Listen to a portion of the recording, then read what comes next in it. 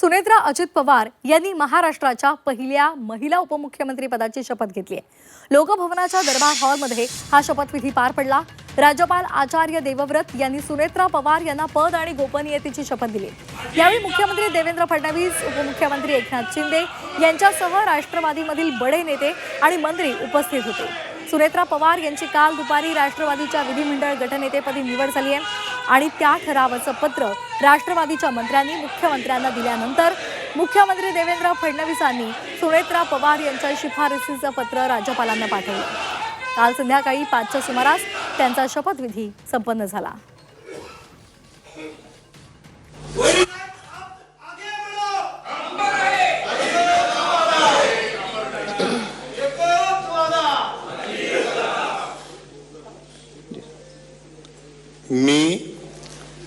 मी सुनेत्रा अजित पवार गांभीर्यपूर्वक प्रतिज्ञा करते की कायद्याद्वारे स्थापित झाले आहे अशा भारताच्या संविधानाबद्दल मी खरी श्रद्धा व निष्ठा बाळगीन।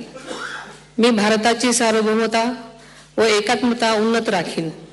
मी महाराष्ट्र राज्याची उपमुख्यमंत्री म्हणून माझी कामे निष्ठापूर्वक व ससद्विवेक बुद्धीने पार पाडेन आणि संविधान व कायदा यानुसार सर्व तऱ्हेच्या लोकांना मी गांभीर्यपणे व निपक्षपातीपणे तसेच कोणाच्याही विषयी ममत्वभाव किंवा आकस न बाळगता न्याय वागणूक देईन।